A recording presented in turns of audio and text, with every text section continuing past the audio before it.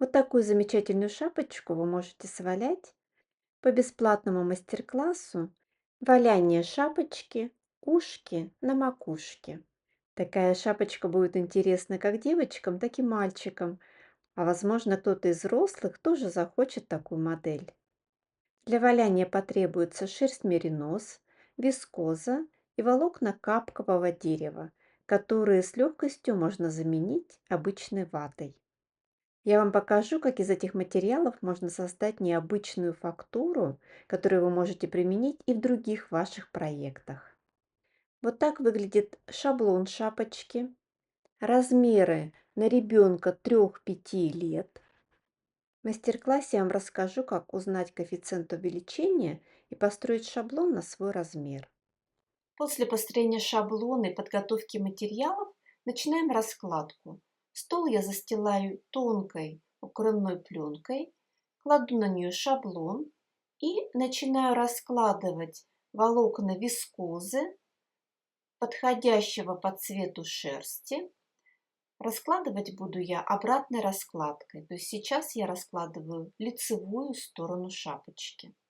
Закладываю всю поверхность, растягивая вискозу облачками, по периметру выступая несколько миллиметров за край шаблона, чтобы завернуть на другую сторону.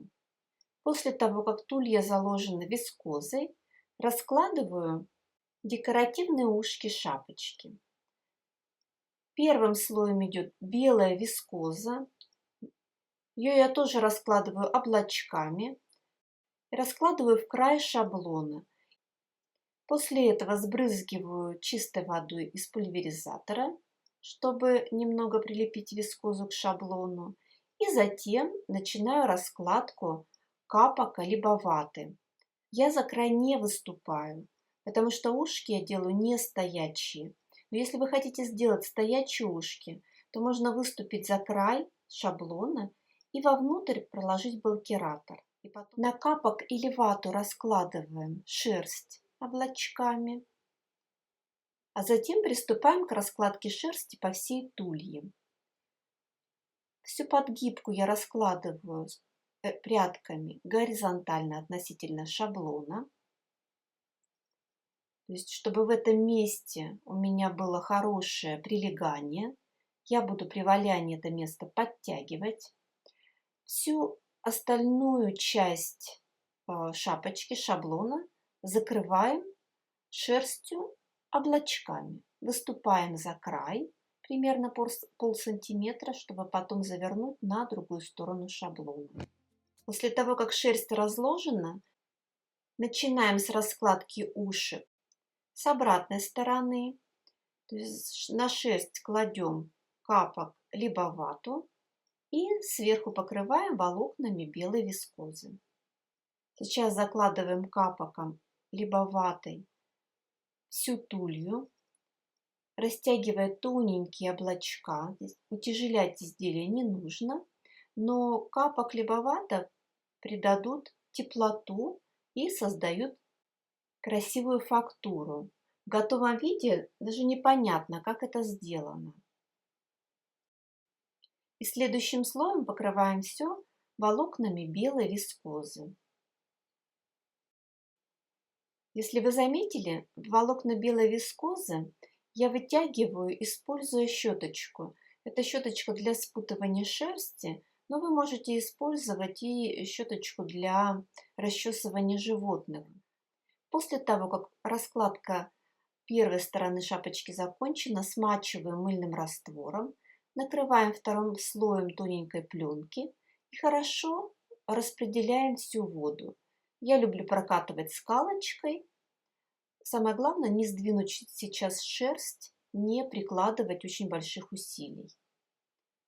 Смотрим, достаточно ли воды везде. Если недостаточно, то можно еще промочить отдельные места.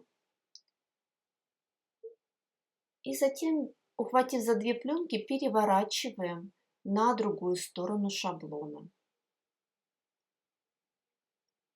Снимаем пленку и начинаем раскладывать заднюю часть шапочки. Раскладываем только тулью, потому что ушки у нас только по переду. После того, как все края загнуты и расправлены, раскладываем шерсть точно так же, как мы раскладывали с другой стороны. В районе подгибки волокна раскладываем поперек шаблона и вторым слоем тоненько облачками. В районе тули закладываем все облачками.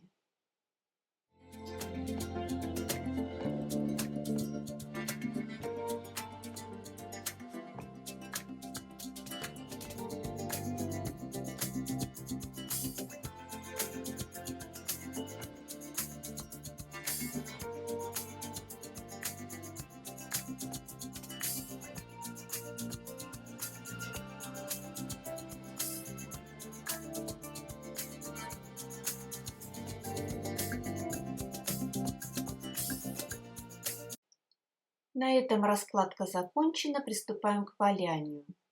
Я валяю протрясыванием, ухватив за две пленочки, и считаю примерно по 30 по 30 протрясываний с каждой стороны.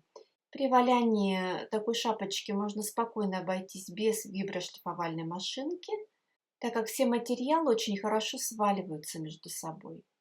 Затем мы снимаем пленку, просматриваем войлок. Если у него уже появилась стабильность, то можно снимать шаблоном. Единственный момент, я вот подрезаю шерсть, которая слиплась в районе края низа шаблона. С помощью ножниц я просто помогаю ему разъединиться, там, где шерстинки вышли за край шаблона и слиплись между собой.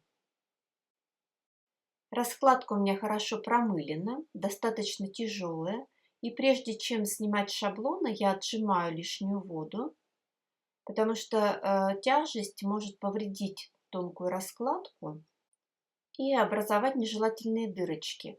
Поэтому я вместе с шаблоном, прям на шаблоне, подкидываю легко, и шаблон потом постепенно сам начинает отходить от раскладки, и можно будет его достать.